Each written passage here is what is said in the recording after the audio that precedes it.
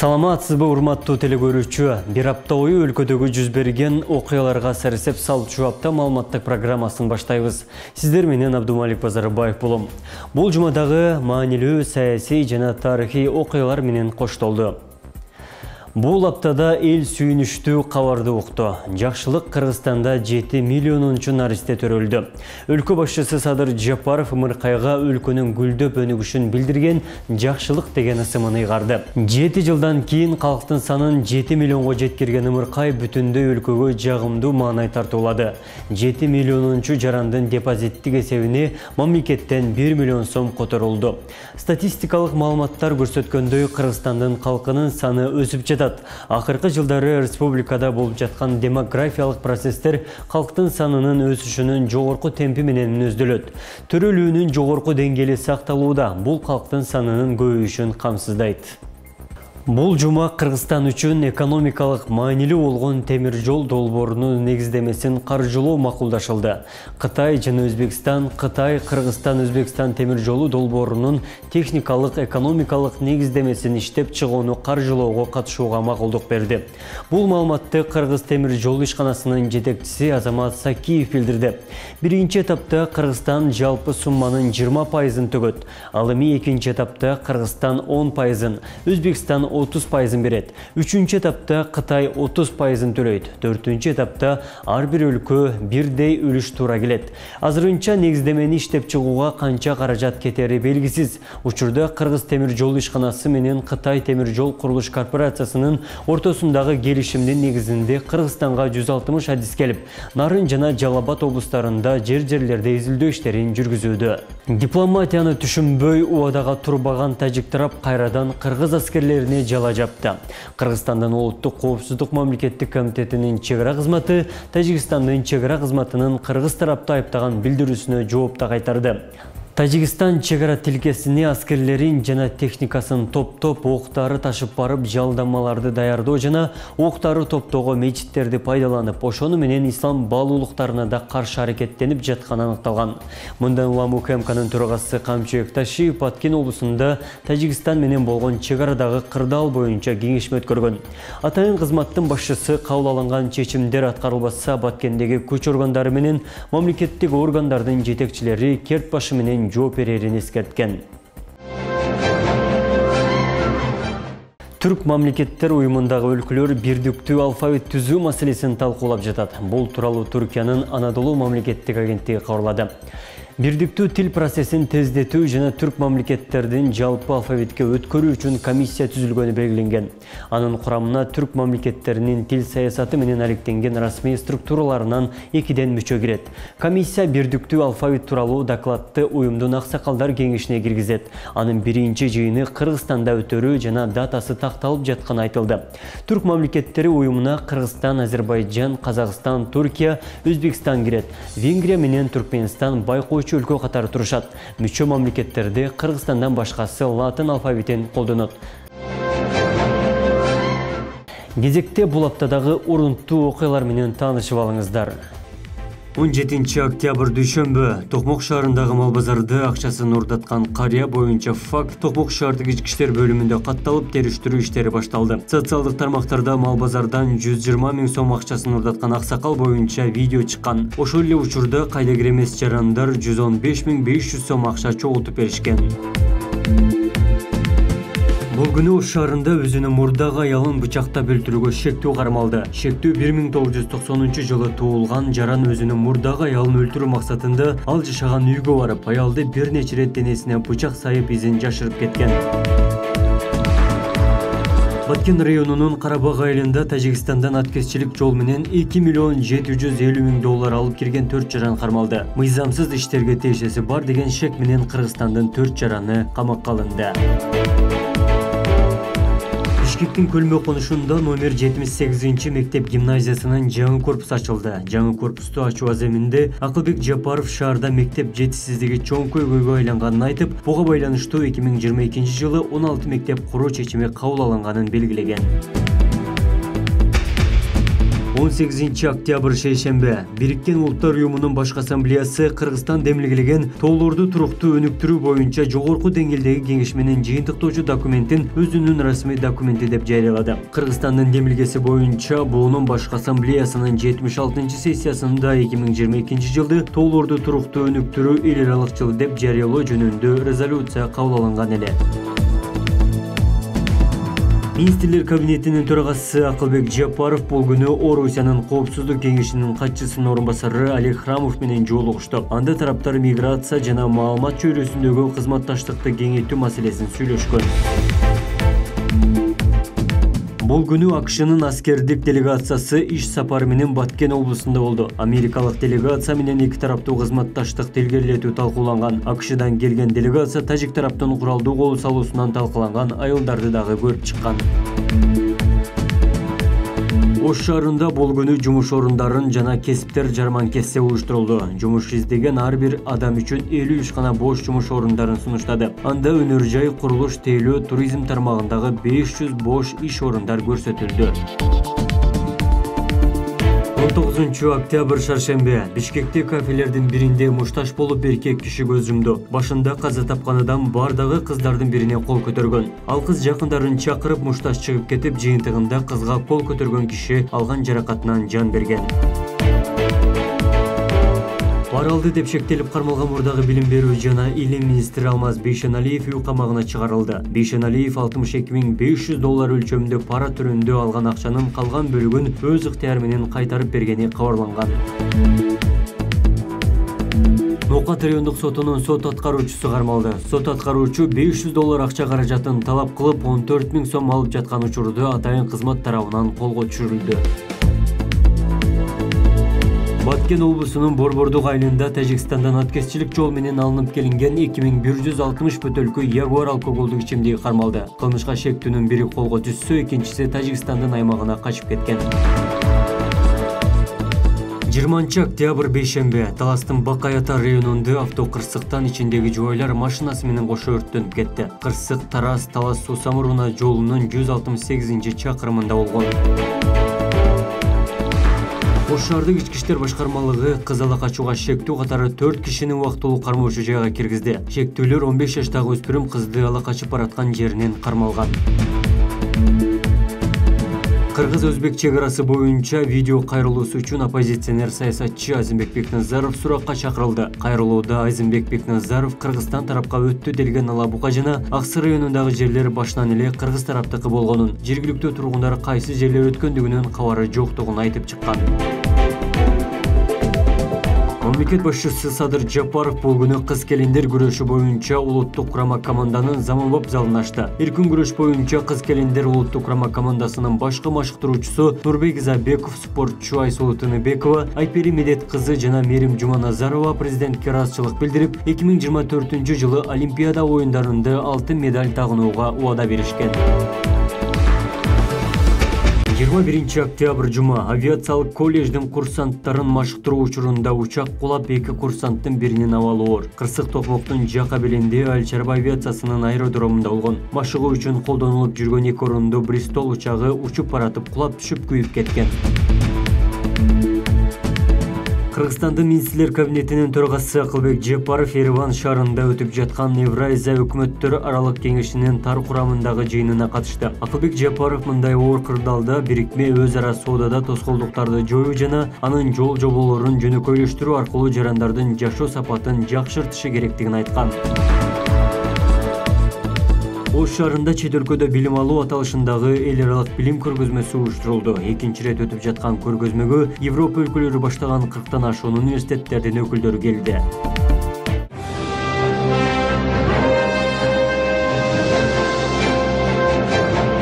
Чек-ара саясий дипломатиялык жол менен гана чечилиши керек. Бул жумада тажик тарап кайрадан жалган маалыматтарды таратып, кыргыз аскерлерине жала жабууну улантты. Өлкөнүн коопсуздук комитетинин чек-ара кызматы тажик тараптын чындыкка дал келбеген маалыматын төгүндөп жооп кайтарды.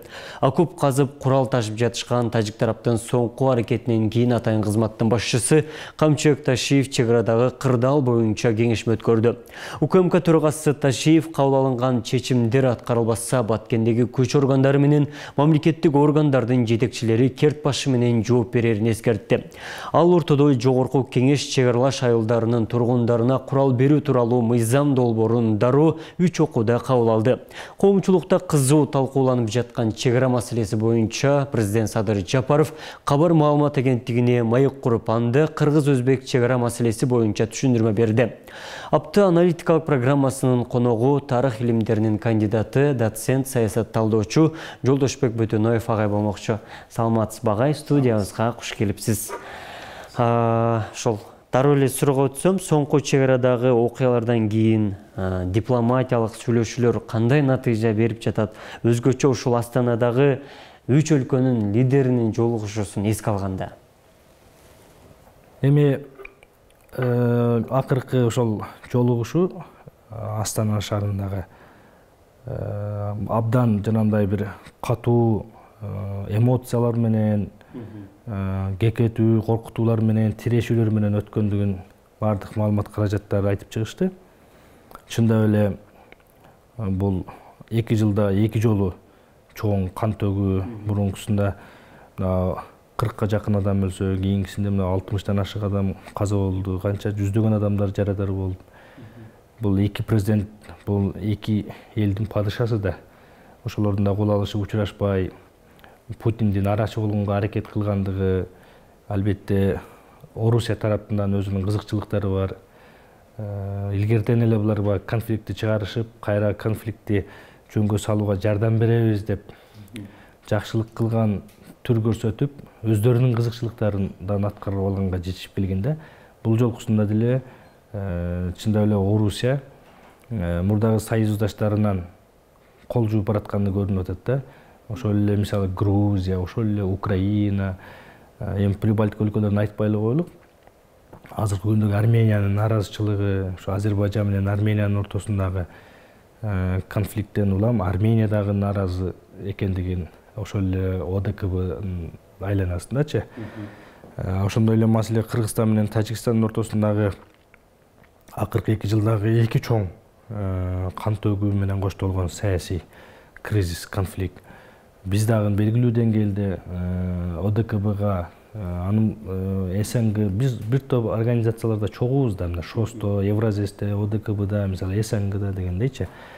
Бирок ошол бир организацияда туруп, бири-бирибиз менен жанагындай конфликтке барып атканыбыз, анын башында лидерлик позицияны кармап турган Россия Федерациясы, анын президенти Владимир Путиндин мындай кээ бир маселелерге кийлигишип, ал эми моундай кийлигише турган маселелерге кийлигишпей жөн коюп койгондугуна чындап эле Кыргызстан тараптагы нааразы экендигин көрсөттүк. Мына ОДКБнын аскердик окуусу Кыргызстанда өтүш керек эле, ага баш тарттык. Тажикстанга барышыбыз керек эле, ага баргандан да баш тарттык. Бул деген албетте чоң сокку. Ал биринчи кезекте лидер мамлекет Россияга болгон сокку. Ошол эле Армениядан ошон үчүн наразы болду да, ал дагы. Анан эмне кылыш керек? Путин ошол тажик тарап менен кыргыз тарапты ымалага келтирип, анан экөөнү тең карыздар кылып, мына экөөң сүйлөшө албай атканда мен жараштырганмын, эми мынаны жаса деген саясаты дагы. Анан ал ортодо мына эсиңерде барбы, Кытай, Кыргызстан, Өзбекстан темир жолунун курулушу. Ал ошол Кытайдан Кыргызстанга кирип, Кыргызстандан Өзбекстан, Өзбекстандан нары Азербайжан, Турция, анан Европага өтүп кетет. Бул түндүктө Россия калып калат. Казакстан калып калып атат бул темир жолдон, туурабы?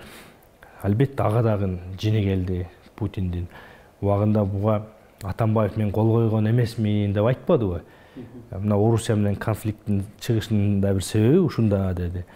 Булар туура эмес кылды деп азыркы бийликти сындап. Атамбаев мурдагы видеосун көрсөтүп атат.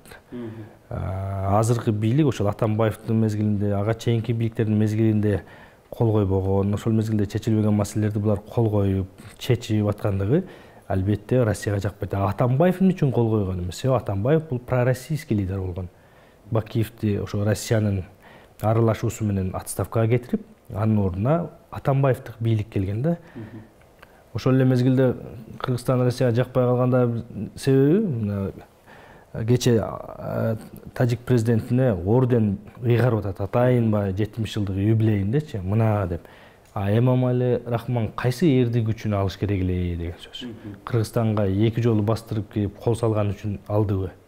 Албетте бул кыргыз бийлигин, кыргызстандыктарды наразы кылды да. Бунун артында эмне жатышы мүмкүн? Туурабы? Ошол эле бир топ саясий маселелер башында орустар турат. Орустар отставить десе эле токтойт. Алар дебесе боло берет. Тажикстандагы кимдир бирөөгө ишенип алып эле кайра кайталап атат. Ал көрүнүп эле турат. Россияга ишенип жасап атат. Америкадан оружие алып келип атат. Белгилүү деңгээлде Иранга ишенип отурат мисалычы. Кыргызстан эмне кылып атат? Түркия менен мамиле кылып атабыз. Түркия менен Орусия кандай мамиледе? Султан Сулеймандардын мезгилинен бери жакшы эмес. Орус-түрк согуштары канча жолу болду? 20дан ашык жолу болуп атат. Биз Орусия менен дайым мамиле кылып жүрүп, бирок азыркы бийлик Турция менен жакшы мамиле болгону дагы Орусияга жакпай атат. Кыргызстандын тышкы саясатынын мындай көп векторлуу жүргүзгөндү мындай артыкчылыгы анан бизге болгон ошол мындай Россиянын кесепети дагы кандай болушу мүмкүн? Тышкы саясатты жүргүзүүдө баягы көп векторлуу саясат бул жакшы нерсе, бирок дипломаттарың жакшы болсо. Ал деген кандай? Профессионал болуш керек. Өтө кылдат мамиле кылбаса, бир эле мезгилде бири-бирин жаман көргөн мамлекеттер менен биз дос болуп алганбыз да. Саясий кызыкчылыктардын, геосаясий, геоэкономикалык кызыкчылыктар бар мамлекеттер менен биз бир мезгилде мамиле кылып атабыз. Кылса болот, бирок өтө профессионал болуш керек. Падышабыз, анын орун басарлары, анын жанагы ички саясатын жүргүзгөн министри, тышкы саясатын жүргүзгөн министри деген мына дипломаттар, элчилер, консулдар өтө кыракы, өтө сабаттуу болуш керек. Тажик тараптын кечеги ошол бул окуяда дагы мындай бир чек арадагы чырынын жаңы толкуну башталды. Жана да айтып өттүм, УКМК төрагасы Камчыбек Ташиев дагы жыйын өткөрдү. Негизи эле ушул чек ара маселесин чечүүдө бир 50%-дан көбү чечилген, такталган. 50%-дан мындан аркысын чечүүдө тажик тараптын көздөгөнү эмне? Тажик тарап айтса алардыкы өзүнө туура, биз айтсак биздики өзүбүзгө туура. Анан маалымат айдыңында согуш жүрүп атат. Маалыматтык согуш бул курал жарак согушунан дагы жаман согуш. Бир эле болгон инцидентти окуяны ар тилге которуп алып, массалык маалымат каражаттары соц тармактары аркылуу кандай гана согуштук, мисалы тажик тарап өзүн актап, биз өзүбүздү актап, анан чын-чынына келгенде кимдики чын, кимдики жалган деген суроо бар да. Муну кыргыз тарапта, тажик тарапта айта албайт. Биз өзүбүздүкү туура дейбиз, тажик тарап өзүнүкүн туура дейт. Эми муну үчүнчү тарап деген ошол гана калыс айта алат. Мисалы кече Путин айтып атпайбы? Москвадагы архивдеги документтерди көтөрөбүз, карталарды көтөрөбүз деп атат. Вот көрдүңөрбү? Ал карталар биздин чек ара боюнча адистер, аскер адамдарды айтып жүрдү, мисалы 24-25-27 жылдагы карта, мисалы 50-жылдардагы, ар жылдагы карталарды айтып жүрдү. Анан совершенно секретно деп. Эми бир 25-27 жыл боюнча бир эле карта бар да. Ал Москвада, ал Тажикстанда, ал Кыргызстанда эле сакталыш керек деген сөз, дейми? Бизде мүмкүн копиясы болсо, Москвада оригиналы бар. Эми ал карталар канчалык деңгээлде биздин колубуздагы карталардан айырмасы бар экен, аны убакыт көрсөтөт. Качан Путин көрсөткөндө көрөбүз да. Бул эми көпчүлүккө белгисиз. Ал эми мына кече УКМК төрагасы Баткенде барып, жергиликтүү чиновниктер менен жолугушуп, жана провокация калтырбагыла, тополоңду кылбагыла деген түшүндүрүү иштерин жүргүзүп жүрөт да, мисалы. Тажик тараптын көздөгөнү эки нерсе. Биринчи, бул Баткен тажиктердин жери деп. Алардын тарыхчылары баш болуп айтып келатат. Тарыхчылардан суроо алып, саясатчылар анан кыйкырып атышат да. Алардын да тарыхчылары бар, биздин да тарыхчылары бар. Алар ошо Баткен биздин жерибиз болот. Айтып атышпайбы? Силер көчүп келгенсиңер, бул биздин жерибиз. Биз илгертен ушул аймакта жашаганбыз, Аму дарыя менен Сыр дарыянын боюнда деп алар айтып атат. Биз айтып атабыз, айта берипсиңер, ал туура эмес, биз дагы илгертен ошол жерде жашаганбыз деп биз айтып атабыз. Бул биринчи тарыхый чырдын башы да.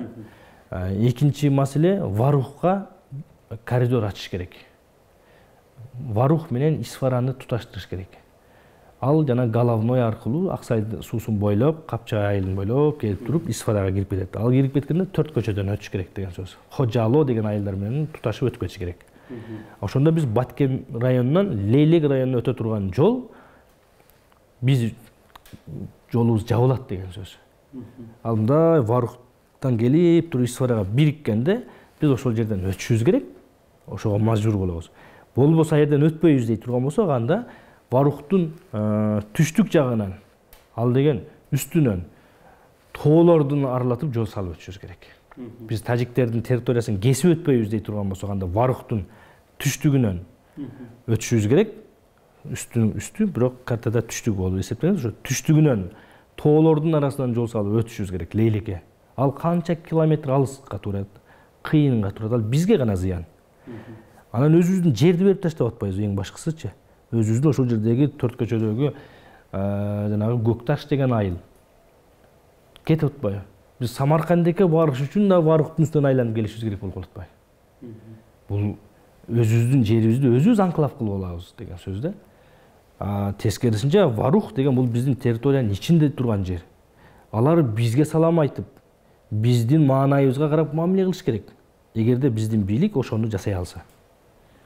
Эгерде биздин бийлик кайсыл бир жерден жаза тайып, убада берип, кол коюп берип, силердин жер деп таанып койгон эле бир факты чыкса, анда биз аташкан болобуз.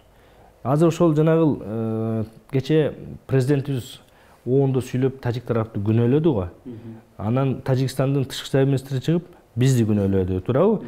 Булар кол кое берет, кайра баш тарта берет деп атат. Кыргыз бийлиги, кыргыз өкмөтү баардык нерсени токтотуп, Баткен маселесин чечиш керек. Варухка эч кандай коридор бербеш керек. Варухка коридор бердик, Исфара менен туташтырып, өздөрү каалагандай кирип чыга турган кылып койдук. Биз уже Лейлек анклав деп эсептешибиз керек.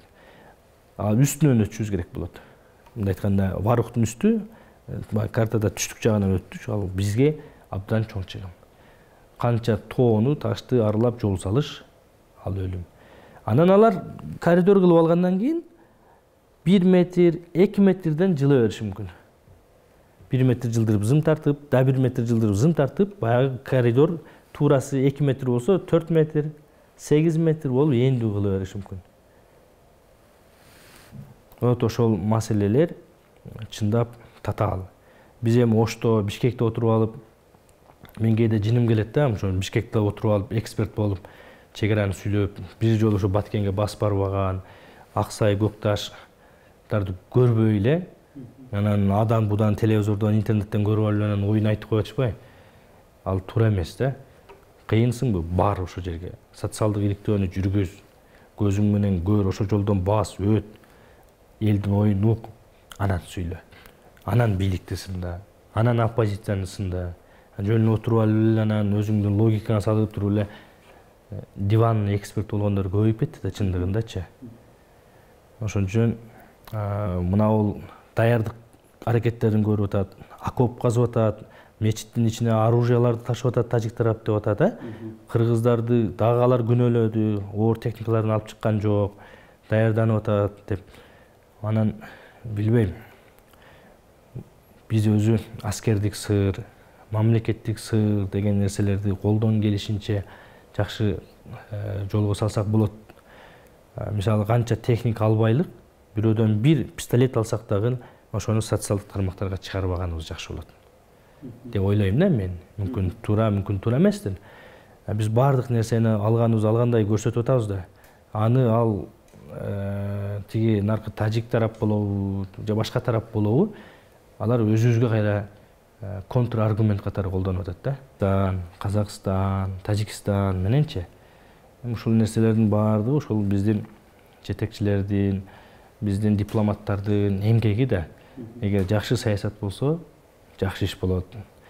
Жакшы саясат болбосо, жакшы иш болбойт экен. Анын эми Раматлык чогаж айткандай, баягы канчасын алып канчасын берсең дагы чегараны чечпесең, бул ырбай берет. Аягы келип, же ал мамлекет жок болот, же сен мамлекетиң жок болот деген сөз да. Тынч жашаш үчүн согушка даярдан дейт. Согушка даярданыш керек. Бирок секретный даярданыш керек да, менин оюмдачы. Бизде тилекке каршы ачык эле болуп калды да. Айтыла турган нерсе бар. Элге. Да, мамлекет анан эл дегенде талаш болбодубу? Мамлекет ким, эл ким депчи. Мамлекеттин өзөгүн эл түзөт. Бийликтин өзөгүн эл түзөт. Бирок эл деген бул абстрактный түшүнүк. Түшүнгөнү бар, түшүнбөгөнү бар, багы бузук башы бар арасында, туурабы? Идеясы бузугу бар, оппозиция, пропозиция дегендечи. А мамлекеттик башында турган орган, аткаруу бийлиги жоопкерчилиги ошонун мойнунда. Алар элге айта турган маселе болот. Элге айтпай турган маселе болот. Ушуну биз жакшы түшүнбөй атабыз да, биздин эл дагычы. Баары эле ачык айт деп атат. Ачык айтып таштаса, эмне болот? Анда мамлекеттик сыр деген жок калат. А бирок бизде бийлик дагы эл менен кеңешип, алдын ала социалдык иликтөөлөрдү жүргүзүп, барбы? Президенттик администрация стратегиялык институт деген бар. Алар иш кылыш керек да. Ошол Кемпироват болобу, башка жер болобу, барып социалдык иликтөөлөр жүргүзүп, элдин пикирлерин алып, анан кийин анын жыйынтыгын падышага жеткирип, Садыр Нуркожоевич мондай болуп атат, мындай кылсак жыйынтыгы мындай болгудай, мындай кылсак жыйынтыгы мындай болгудай, кесепеттери мындай болгудай деп, ошол институт айлык алып отурат ошол жердегилер, туурабы? Ошолор жүргүзүш керек да. Адистерге бериш керек. Анан чечим кабылданса, жетекчилерибиз да уят болбойт да. А бизде көпчүлүк учурда шашылыш, анан ошолордон сурабай туруп, маселе каралып калат дагы, анан жыйынтыгында кээде уят болуп калган учурлар болот. Кол коюп туруп, баш тартканга мажбур болгон учурлар болот. Ал эки жакты тең, элди дагы, тиги наркы экинчи тарапты дагы нааразы кылып коет. Ошон үчүн ойлойм, мына жергиликтүү чегара аймактарындагы элдерди курал менен курал берүүнү парламент кабыл алып берди. Мунудан дыкат мамилеш керек. Эртең алып алгандан кийин ал мыйзамдын шылтоосу менен бири-бирин атышып жүрсө ичип алып, мылда болбойт. Ал мына аскер кызматкерлери өзүн атып алып өлдү деген фактылар бар го. Өтө этияттык менен мамиле кылып, запастагы офицерлерди, резервдегилерди мобилизациялап, ичине көбү унутуп калган болушу мүмкүн, туурабы? Мына генерал Есен Топоев деген болгон, Акаевдин мезгилинде коргоо министри. Ошондо куралдуу күчтөрдө 15 000 солдат болсо, 49 000 офицер запаса деген болгон. Военный кафедраны бүткөндөр. А өзү военный кафедраны бүткөндөр ошол 30 солдатка командир болуш керек, мисалы, бир взводко.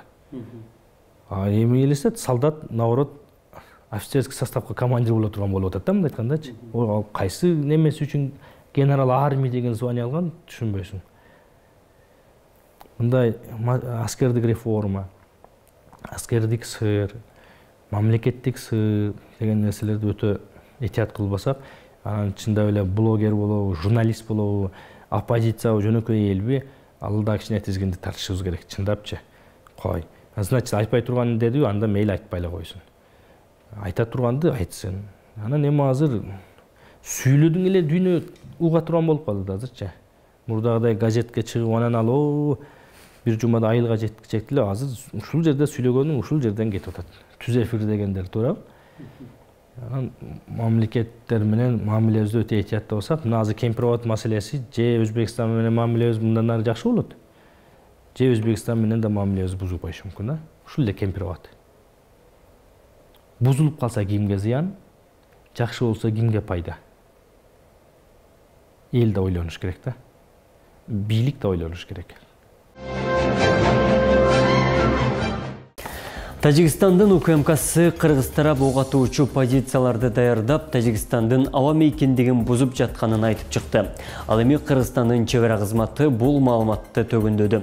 Анда атайын кызмат тажик тарапты эки мамлекеттин калкын ыдаштырууну токтотууга, мыйзамсыз аракеттерге үндөөгө чакырат. Эки өлкөнүн чегарасындагы кырдаал боюнча УКМК төрагасы Камчыбек Ташиев дагы жыйын өткөрдү.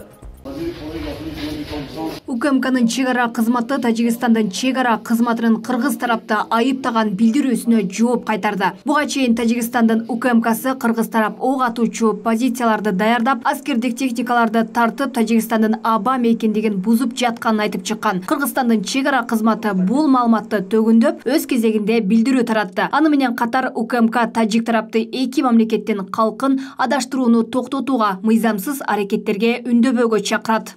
Тажикстан чек-арага канатташ аймактарында чек-араны күчтөндүрүүгө болгон дээрлик бардык өзүнүн иш-аракетин Кыргызстандын чек-арачыларына оодару фактысын айран таң калтырат. Алсак 2022 жылдын 25 сентябрынан тарта тажик тарап ок атуучу позицияларды даярдап жатат. Жергиликтүү калк окопторду казып, Кыргызстан менен чектешкен мамлекеттик чек-аранын периметрин бойлой траншеяларды казууда. 2022 жылдын 25 сентябрынан бери Кыргыз Республикасынын аба мейкиндигин бузуп, чалгындоо иш-аракетин жасап, дрондор колдонулганын 10дон ашуун фактысы катталган. Дал ушул Тажикстандын жарандары Кыргызстандын чек-арага канатташ жашаган тургундарынын үйлөрүн өрттөгөнгө аракет кылышкан. 2022 жылдын 26 сентябрында чек-арага жакын жерде тажик аскерлери тарабынан коюлган гранатага тажик жараны жарылгандыгы, Тажикстандын аскерлери кезектеги чыр-чатак катталган учурда өз аймактарына чек-арага мина коюп кире качканга даярданып жатышкандыгынан кабар берет. Бул арада Жогорку Кеңештин депутаты Сүйүн Өмүрзаков Тажикстан менен тынчтыкка келишүү тууралуу кол коюлган протоколдун сакталышын көзөмөлдөөнү талап кылды. Анткени тажик тарап окопторду казып баштагандан жергиликтүү тургундар тынчсызданып жатышат. Депутат өкмөттөн бул жагдай тууралуу маалыматты төрөгага же тармактык комитетке тез арада беришин сурады. Баткен областында Головной деген жер бар. Ошол жерде Тажикстандын жарандары жарандык автоунаалар менен курал жарак ташып атат, мечиттерге деп чыгып атат. Биз эми Тажикстан мамлекети менен өткөндө протоколдор кол коюлду. Тынчтыкка келишим тууралуу боюнчачы. Анан эми буну кандай түшүнсө болот, эми кече бардыгыбыз көрдүк го. Курал жарак алып келип атышат, окопторду казып атышат. Кече мына Баткенде дейлекте мага жаш балдар келишти. Мына кабинетиме. Алар айтып атышат, биз көрүп атабыз дейт, алар дейт. Окоп казып атышат, даярданып атышат дейт. Маалымат алып атабыз. Оор техникалар алыска кеткен жок дейт. Анан эми протокол келишимдерди кол койгондон аны биз дагы жолугуш өткөрүш керек да аларчы. Мындай маалымат алып атабыз, мына көрүп атат, видео тасмалар чыгып атат депчи. Анан эми унчуп отура берсек анда эртең эмне болот анда дагычы. Элдер, жарандар ушинтип айтып атты, мына окоп казып атат. Курал жарак алып келип атат деп туруп өткөндө окуялар болушту. Буга чейин Кыргызстан, Россия жана Тажикстандын президенттери Астанада жолугуп, кыргыз-тажик чек арасындагы көйгөйдү талкуулашкан. Анда Садыр Жапаров кыргыз тарап талаштуу маселелерде тынчтык жолу жана саясий дипломатиялык ыкмалар менен гана чечүү боюнча өзгөрүүсүз позицияны карманарын билдирген. Эми мына тажик тарап ар дайым эле өздөрүнүн жасаган иштерин Кыргызстанга аударып, кыргызча айтканда беттирмачылык кылып эле мурда дагы мисалы өздөрү агрессия жасап, өздөрү биринчи ок чыгарып, өздөрү кол салып, айылдарды өрттөп, анан кийин ар дайым ушу бизди күнөөлөп келет да. Бул боюнча дүйнөлүк коомчулукка деле маалыматтар таратылды. Президент деле бул жөнүндө айтты, ООНдун трибунасында туруп. Бирок булар дагы эсине келбей атат. Министрлер кабинетинин төрагасы Акылбек Жапаров чек арадагы соңку окуядан кийин Баткенде аскерлерди күчтөндүрүп, жергиликтүү калктын өзүн өзү коргоо моделин өзгөртүү зарылчылыгы пайда болгонун билдирген. Эки өлкөнүн чек ара маселесин чечүүдө Орусиядагы карталардагы карала турганын белгилеген. Саясат талдоочулар Кыргызстан ар дайым дипломатиялык мамилени сактап, чек ара сызыгын эки тарапка тең пайдалуу болгудай кылып, тез арада калыптандырууга ынтызар дешет. Тажиктер ойлонуш керек, ойлонуп бул мындай жол менен чек ара маселесин чечүү мүмкүн эместигин булар акылга салып уже иш алып барыш керек.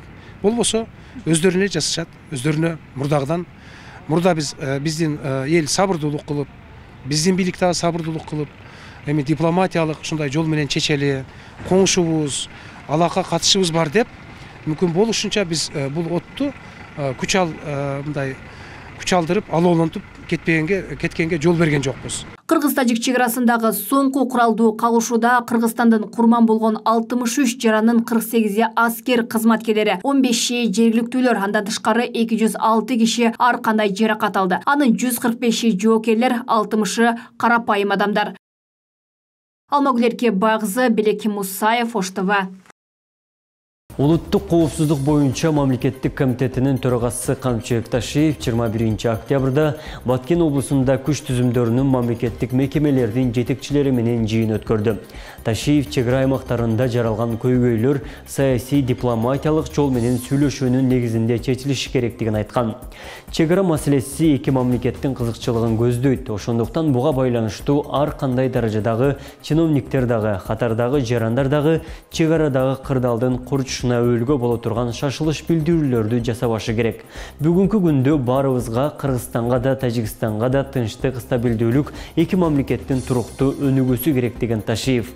Ал Баткен облусунун жетекчилигине тажик тарап менен кызматташуунун бекемдөө милдетин коюп, кабыл алынган чечимдерди аткарбагандыгы үчүн Баткен облусунун укук коргоо органдарынын жана мамлекеттик органдарынын жетекчилери жеке жоопкерчилик тарта турганын эскерткен.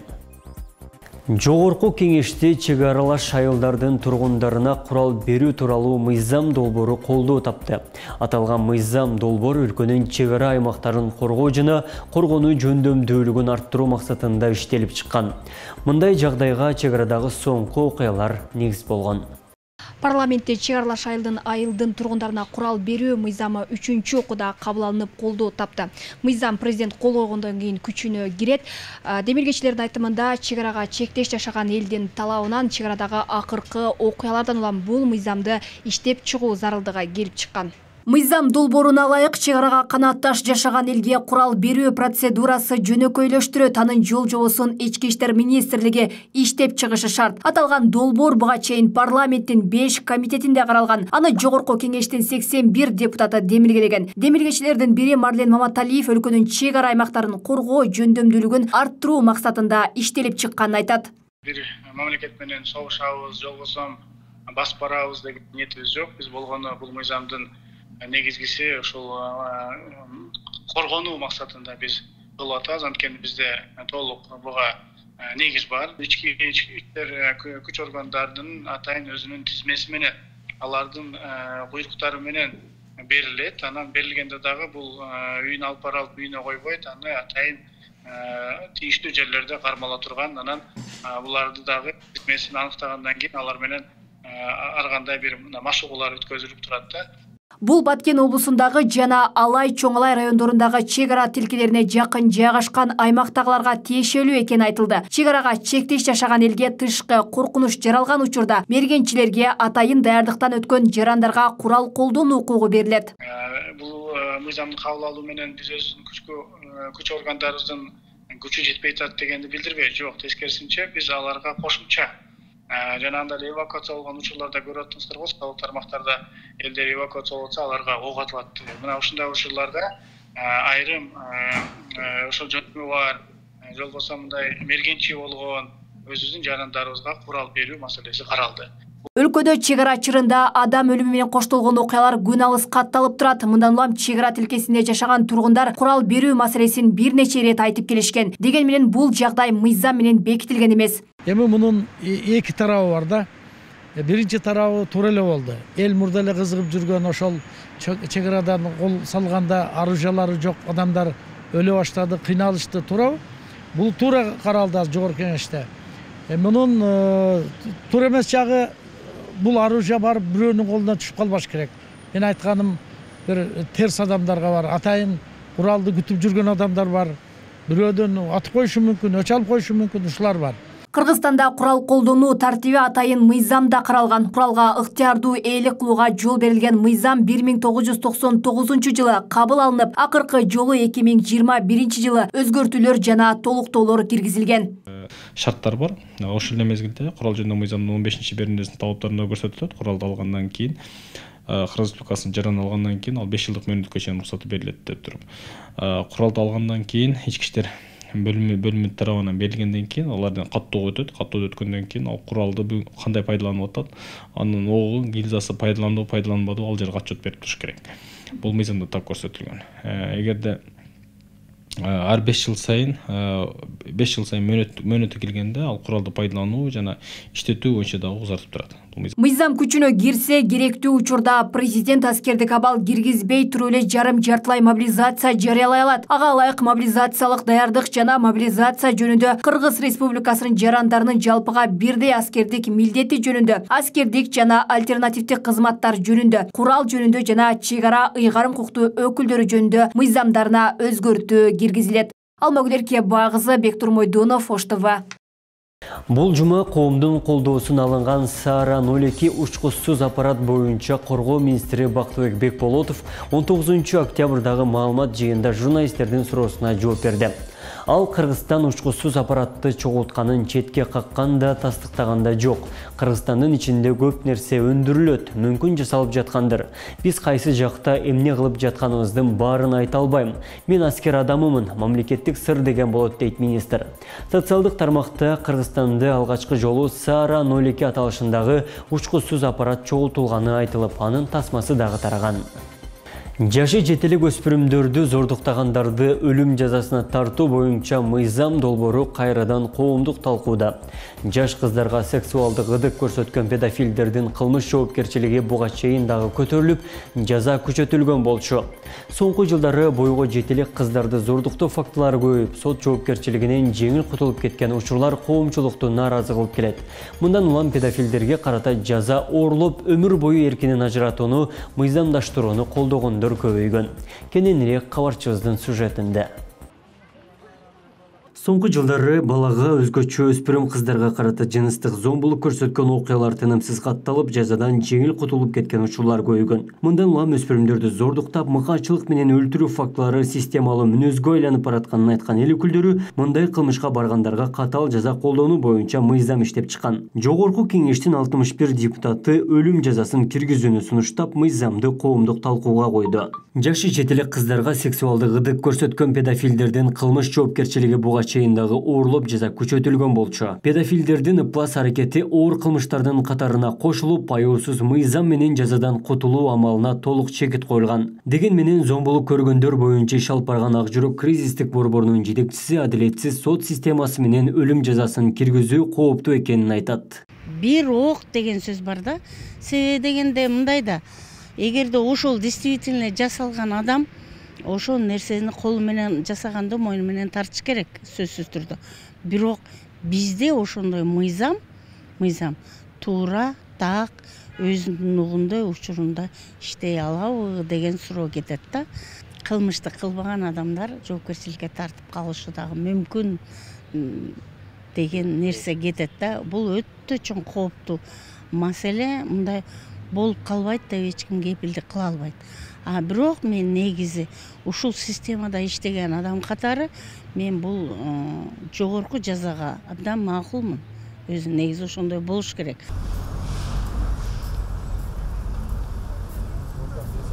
Ислам дининде дагы өспүрүмдөргө кол салуу кечирилгис күнөө дешет имамдар. Шариатта ар бир кылмыштын зыянына карап жаза чегерилгени менен зордуктоого өлүм жазасын колдонуу даана көрсөтүлгөн. Коомдук талкуудагы өлүм жазасы кылмышкерлердин тизгинин тартуудагы эң акыркы чара дешет дин өкүлдөрү.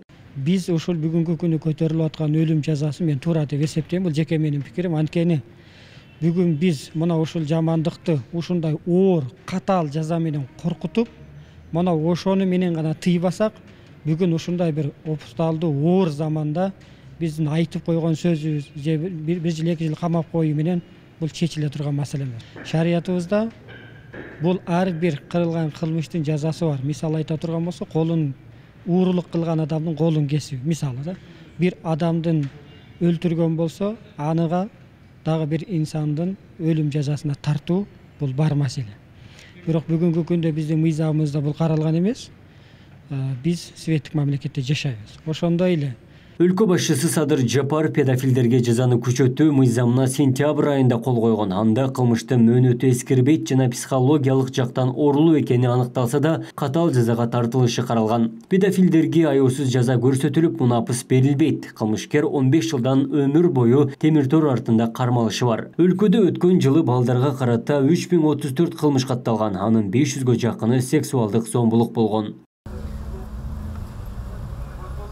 Элдик курултайды өткөрүү боюнча Ош облусундагы бардык айыл өкмөттөрдө түшүндүрүү иштери жүргүзүлүүдө. Кара Суу районунун Шарк айыл өкмөтүндө делегаттарды тандоо боюнча жалпы тургундарга маалымат берилип, негизги көйгөйлөр талкууга алынды.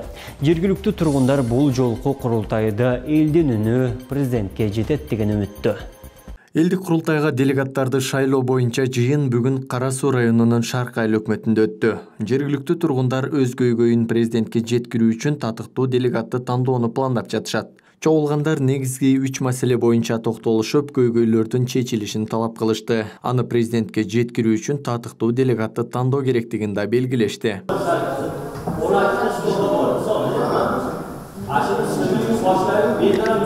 Өздерінің аша айылдағы болған кәмшіліктерді, болған проблемаларды арды бір айтышып, азыр біз Құда қаласа сөйт отырып, бардығын чоғылтып, ең керек тұларын, ең өртүнжүү проблемаларды қоябыз, айлы көтіп жазған емеге.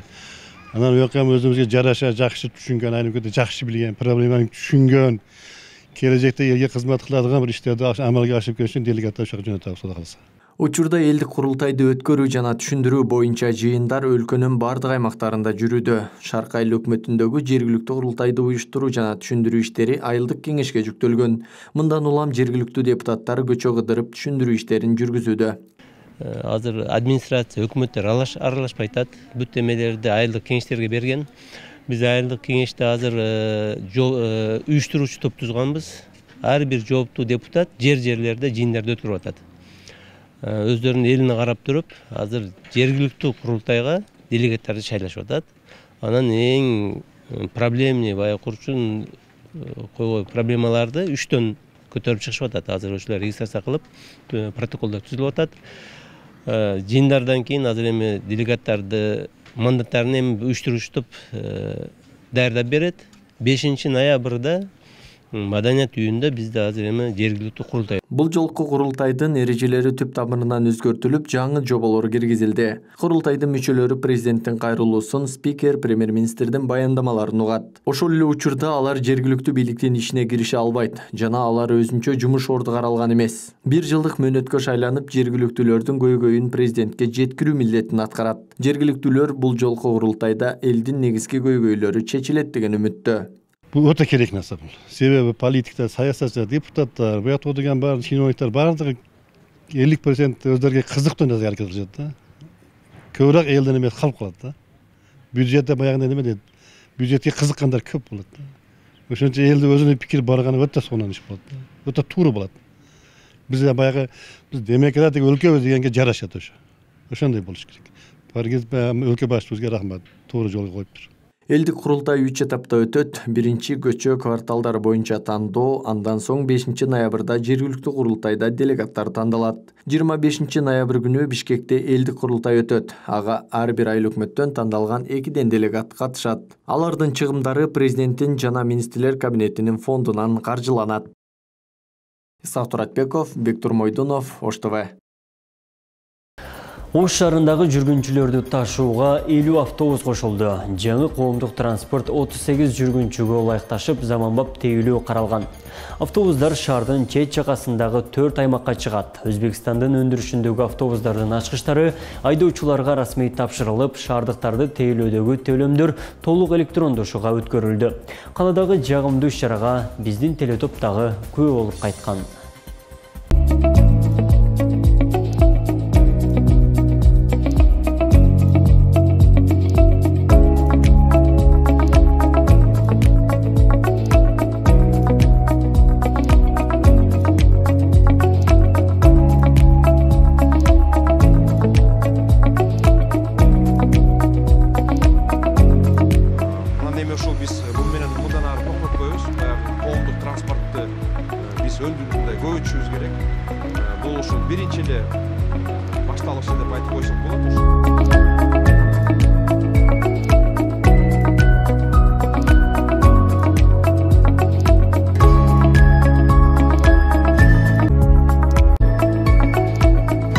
каланын борбордук аянтында тизилген бул жаңы автобустардын ар биринин баасы 37 000 АКШ доллардан сатылып алынган. Коомдук транспорт күйүүчү майды аз сарптап техникалык мүнөздөмөсүнүн жөнөкөйлүгү менен айырмаланып турат. 50 автобусту алуудагы 2 миллион доллар каражат Өзбек-Кыргыз өнүктүрүү фонду аркылуу бөлүнүп, алгачкы долбоор ишке ашкан. Isuzu САЗ үлгүсүндөгү жүргүнчү ташуучу автобус Самарканд шаарындагы Сам авто заводунун өндүрүшүнөн чыккан. Жаңы коомдук транспорт 38 жүргүнчүгө ылайыкташып, заманбап тейлөө каралган. GPS навигаторду ишке ашырганбыз, ошолор боюнча болот. Бул атайын телефонуңуздарга Play Market'ten жүктөп аласыздар. Кимиңиздер кайсы аялдамада турсаңыздар, кайсы каттам өзүңүздөргө чыгат, ошону бассаңыздар, канча мүнөттө келишин өзүңүздөр көрүп, ошого карап мүмкүнчүлүгүңүздөрдү пайдалансаңыздар болот. Анан бул автобустардын негизги өзгөчөлүгү бүгүнкү күндө ошол күйүүчү майды 100 километрине ошол техникалык мүнөздөмөсүндө берип атат. 18 литр диз топлива расход кылат деп. Буюрса жакшы. Жаңы унааларды расмий тапшыруу салтанаты бүгүн уюштурулуп, шаар мэри баштаган жетекчилер катышты. Иш-чарада жаңы автобустардын ачкычтары айдоочуларга ыйгарылып, жүргүнчүлөрдү сапаттуу тейлөө милдети жүктөлдү. Шаар бийлиги коомдук транспортту көбөйтүп, жеке компаниялардан чыккан кичи маршруткаларды азайтууну убадалады. Муну менен автобустарда жол акы дагы салыштырмалуу арзан болуп, жол тыгыны жөнгө салынат. Ошол биз жана 3-чү троллейбустук линияны коюп берүү боюнча, жаңы 3 линия ачуу боюнча, анан келечекте ушул биз баягы электр автобустарды да алып келүүнү сүйлөшүп атабыз. Анан ушул бизде баягы жеке ташуучулар, маршруткалар деп коет, баягы ошол 70% ошолор камсыз кылып атса, элди 30%ын биз өзүбүз эми азыр ошону биз 30%ды ошол 50%дан да ашыралы деген планыбыз бар да, ошондо шаарыбызда баягы тыгындар да азаят, ошол эле жанагы маршруткалардын саны да азаят. Мындай коомдук көбүрөөк адамдар бата турган коомдук чоң ушул автобустарды киргизели деген планыбыз бар да. 43 жылдан бери айдоочу болуп жүргөн Султаналы Эсенкулов алгачкы жолу жүргүнчүлөрдү ташуу үчүн жаңы автобустун ачкычын колуна алды. Транспорт Өзбекстанда чогултулганы менен техникасы Жапонияныкы дейт. Султаналы мырзанын линиядагы каттамы Амир Темир аймагынан шаарга түзүлүп, 2 күндөн кийин жүргүнчүлөрдү ташууга каттамга чыгат. Мунун артыкчылыгы өзү японский экен го, сборкасы Өзбекстанда болуптур. Бизде ушу анча-мынча билбеген жерибизди берки механиктер, инженерлер тааныштырды. Аябай жөнөкөй экен. Жөнөкөйлүк. Анан мына тормозу дагы воздушный эмес, жакшы машина экен. Анан жеңил желпилиги, мотордо деле өтө көп эле майда чудасы жок, аябай жеңил экен. Анан эми маршрут боюнча айтсак, эми 2-3 күндүн ичинде билинип атат. 10 адыр 10-чу маршрут, анан 9 адыр 9-чу маршрут, анан 6 деп атат. Бул эми жана кеңешке деп атат. Эми графиги кандай болуп, кандай чечилет 2-3 күн ичинде билинет да. Автобустар бул мезгилге чейин маршруттук каттам жүрбөгөн шаар четиндеги Жапалак, Туран жана Амир Темир аймактык башкармалыктарына коюлат. Жаңы коомдук транспортторго да бул сервис мобилдик тиркемеси орнотулуп, жүргүнчүлөр жол акысын алдын ала төлөөгө шарт түзүлгөн. Автобустарды жол акысын накталай төлөм учурунда 10 сом, накталай эмес электрондук төлөм жүргүзсө 8 сом деп белгиленген. Учурда жалпы шаардагы кичи маршруттук жана автобустук 54 каттам бар. Негизги 2 проспектиден троллейбус линиясы дагы жүрөт. Бул каттамдар шаардыктардын жүрүүсүн канаттандыра албай келүүдө. Кара Суу районунун Каттаталдык айыл аймагындагы Ишма айылында заманбап шарттагы мектеп курулуп пайдаланууга берилди. 8 жылдан бери талаптарга жооп бербеген мектепте окуган окуучулар эми окуусун жаңы билим уяда улантышат. Мектептин курулушу 1 жылга жетпеген убакытта аяктап, жума күнү кызыл тасмасы кесилди.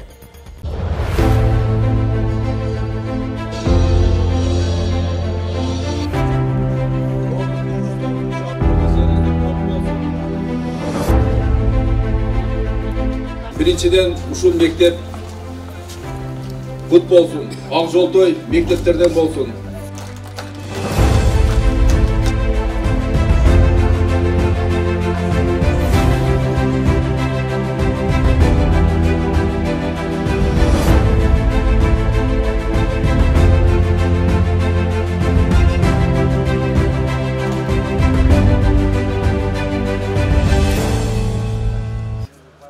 Район борборунан бир нече чакырым алыстыкта жайгашкан Эшме айылындагы 253 окуучу бүгүн жаңы ачылган билим уясында окууларын баштады. Буга чейин мектептин эскилиги жетип, окуу шарттары жок имаратта билим алып келишкен. Мектептин техникалык базасы заманбап компьютер, интерактивдүү доска, принтер менен камсыздалды. Аталган мектептин эски имараты 1953 жылы таш менен курулуп 90 окуучуга ылайыкталган. 2 кабаттуу мектеп заманбап типтүү курулуп, жылытуу системасы киргизилген. Ар бир кана 30 окуучуга ылайыкталган. 7 гана компьютерибиз болчу. Анын дагы жараксыздары көбүрөөк болчу. Азыр мына көрүп турасыздар 20 компьютер, 4 принтер, интерактивдүү доска, баягы өзүнүн жеке аппараттары менен дегендей заманбап техника менен камсыз болду. Анан ар бир класста 30 окуучуга ылайыкталган. Бул деген окуучулар кеңири батат деген сөз да. Башка мектептерден өзгөчөлөнүп, мектепте кийим тигүү жана сулуулук салону боюнча курстар ачылган. Мында 5 жаңы кийим тигүүчү машина алынып келинип, окуучуларды даярдай баштайт. Буга байланыштуу мектеп жаңы жумуш орундары менен камсыздай алат. Ал үчүн адистер гана керек. Облустагы эң чоң Кара Суу районунда бул курулушу аяктаган 3-чү мектеп. Бардык мектептер чет өлкөлүк жана жергиликтүү демөөрчүлөрдүн колдоосу менен курулду. Аталган мектепте учурда 21 мугалим 253 окуучуга билим берип келсе, жаңы мектептин курулушу менен жакынкы айылдан дагы 100 окуучу келери пландалууда. Райондо 13 авариялык абалда мектеп бар, планга киргизилген, бирок курулуш иштери башталып элек. Кара Суу району боюнча 132 мектепте 80 миңден ашуун окуучуга 5 миңге жакын мугалим билим берип келет. Бирок ал 13 мектеп планда бар, бирок баштала элек. Ошонун ичинен 7 мектепти айтып атпаймынбы? Мурун көп эле, чындыгында көп мектептер, бүгүнкү күндө мектептер 2015-2014 жылкы токтоп калган мектептер. Быйылкы жылы Ош облусунда мамлекет тарабынан 15 мектептин курулушу аяктап, колдонууга берилери айтылды. Жалпысынан 70 социалдык мекеменин курулушу жүрүп жатат. Өткөн жылкы имараттар менен 38 имараттын курулушу жүрүп жатат. Ал эми курулуш иштеринин сапаттуу жүргүзүлүшүн ар бир райондо адистер көзөмөлдөөдө. Биздин эми бюджет тарабынан быйылкы жылы биздин Ош облусу боюнча ошол 5 мектеп берилгени турат. Андан тышкары бала бакчалар бар, спорт залдар бар. Ал эми фонд тарабынан, ошондой фонддордун тарабынан курула турган дагы мына бүгүнкү күндө ошол Өзгөн районунда ачылып келди. Өткөндө бир жума болду. Өзгөн районунда мына Кызыл Октябрь деген айылында ал жерде ачылышы болду. Мында фонддор эсебинен дагы бир 6-7 мектептер бүгүнкү күндө ачылып, быйылкы жылдын эсебинен тапшырылып отурат да. Кыргызстанда 2022 жылы 86 билим берүү объектиси курулуп жатат. 70 мектеп, 9 бала бакча, 7 спорт комплекс. Исак Туратбеков, Ош ТВ жаңылыктары. Нарын облусунун Куланак айылында Куланак ГЭСинин курулушу башталды. 21 октябрда президент Садыр Жапаров капсула салды. ГЭСтин кубаттуулугу 1000 мегаватт болот деп пландалууда. ГЭС ишке киргенде жылына 450 миллион киловатт саат электр энергиясы өндүрүлөрү күтүлүүдө. Өлкө башчысы Нарын облусу электр энергиясы менен толук камсыздалат. ГЭСтин курулушу жүрүп жаткан маалда 1000ге чейин жумуш орду түзүлөт. Толук ишке берилгенден кийин 100га жакын жумушчу туруктуу иш менен камсыз болот. Долбоордун жалпы басы 124 миллион акш долларын түзүп, анын 88 миллион доллары Кыргыз Орус өнүктүрүү фонду жана Евразиялык өнүктүрүү банкы сыяктуу каржы институттар тобу тарабынан насия катары берилет. Куланак ГЭСинин курулушу менен райондогу Учкон, Сарой айыл аймактарынын 5081 гектар айдоо аянтын сугат суу менен камсыздоого жакшырат. Мындан сырткары 2100 гектар жаңы жер өздөштүрүлөт. Урматтуу мекендештер, Кудай буйурса, Куланак ГЭСи Нарын облусунун гидроэнергетикасынын локомотиви болот. Ушуга байланыштуу бардык тийиштүү мамлекеттик органдарга Куланак объектисинин артыкчылыгына өзгөчө көңүл буруп, курулуш маселелерин ыкчамдатып чечүү үчүн өз убагында натыйжалуу чараларды көрүүнү, колдоо көрсөтүүнү тапшырамын. Ал эми энергетика министрлигине долбоорду толугу менен кынтыксыз, сапаттуу ишке ашыруу жоопкерчилигин жүктөймүн. Сүйүнүштүү кабар менен программабызды жыйынтыктайбыз. Кыргызстандын калкы расмий түрдө 7 миллионго жетти. Өлкөнүн 7 миллионунчу ымыркайы 19 октябрга караган түнү саат 2:10 Баткен облусунун Кызылкая шаарында төрөлдү. Наристенин ысымын өлкө башчысы Садыр Жапаров өзү койду. Кыргыз эли көптөн күткөн 7 миллиончу жаран Баткен облусунун Кызылкая шаарында жарык дүйнөгө келди. 7 миллиончу ымыркайды Кызылкая шаарынын тургуну Айжаркын Сиражидинова 40 жашында төрөдү. Жаңы ымыркайга президенттин сунушу менен кыргыз элинин гүлдөгөнүшүн билдирген жакшылык ысымы берилди. Кыргызстандын калкы расмий түрдө 7 миллионго жетти. Өлкөнүн 7 миллиончу жашоочусу бүгүн 19 октябрга караган түнү саат 2:10 Баткен облусунун Кызылкая шаарында төрөлгөн уул бала болду. 7 миллиончу кыргызстандык фермер Валижан Абдрасуловдун үй бүлөсүндө төрөлдү. Апасы Айжаркын Сиражидинова 1982 жылы туулган. Бул менин 4-чү балам, 2 кыз, 1 уулум бар болчу. Балама шерик болду. Мен да күткөн эмесмин. Кокусунан эле эртең менен президент чалганда билдим. Президент чалып куттуктады эртең менен, жакшы каалоолуу тилектерин айтты. Анан өзүңүз ат кой бериң деп өзүм сурандым. Жакшылык болсун журтубузда деп, жакшылык деп ат койгула деди. Ошол балам аты жакшылык болду. Айжаркын айымдын наристеси өлкөнүн 7 миллиончу жараны болгонун өлкө башчысы кабарлаган. 7 миллион наристебиз төрөлүп атат мына. Бу дагы бекеринен эмес. 7-нин бири Кызыр дейт. Кызыр алейхиссалам колдогон перзентибиз болсун. Рахмат чоң. Кыргызстаныбызга кут алып келген перзенттерден болсун. Айтканыңыз келсин. Дайыма жакшылык эле болуп турсун. Эми Рахмат чоң. бул 7 миллиончу болуп төрөлүп атканы сиздердин үйгө дагы кут келип атканы, жакшылык алып келип атканы дегендей. Жакшылык алып келген неберелерден болсун. Бүтүндөй эле Кыргызстанга жакшылык алып келсин. Учурда ымыркайдын абалы жакшы, салмагы 4 килограммга жакын, бою 54 сантиметр төрөлгөн. Дарыгерлердин 24 саат бою көзөмөлүндө турат. Төрөттө эч кандай кыйынчылык болгон эмес. Наристе төрөлдү. Алда болсо ушул биздин Кызылкая жалпы дарыгерлик практика борборунун төрөт үйүндө төрөлгөндүгү үчүн бу чындыгында биз дагы толкунданып турат, биздин жамаат толкунданып турат. Аябай кубанычтабыз, сүйүнүчтөбүз. Бүгүнкү күндө баланын дагы энесин дагы абалы жакшы, керектүү медициналык дары-дармектердин баардыгы жетиштүү. Дарыгерлердин көзөмөлүндө турат. Бала дагы, энеси дагычы. Биздин азыркы замандагы манас төрөлгөн турбайбы десек да болот да. Бою дагы 54 дедиңиз, 3,9 килограмм жакшы. Садыр Жапаров улуттук статистика комитетинин төрагасы Бактыбек Кудайбергеновду жана саламаттык сактоо министри Гүлнара Батырованы кабыл алды. Статистика комитетинин төрагасы Бактыбек Кудайбергенов маалымдагандай, ведомстволор аралык комиссия тарабынан тиешелүү мониторинг жүргүзүлгөн. Кыргызстандын 7 миллиончу жаранын депозиттик эсебине мамлекеттен 1 миллион сом которулуп, ал аны жашы жеткенде өз муктаждыктарына колдоно алат. Андан башка Садыр ар бир областтарда андан кийин урда төрөлгөн балдар бар. Аны сиз 7 облуста, анан Бишкек Ош шаарында 9 эсептеп койдуңуз. Бул жигитибизден башка 8 балабызга сиздин тапшырмаңыз боюнча ошол жердеги сиздин өкүлдөрүңүз сыйлыктары бар экен, подаркасы бар экен, ошолорду тапшырат, бирөө дагы кур калбайт. Сау болуңуз, кутлук болсун.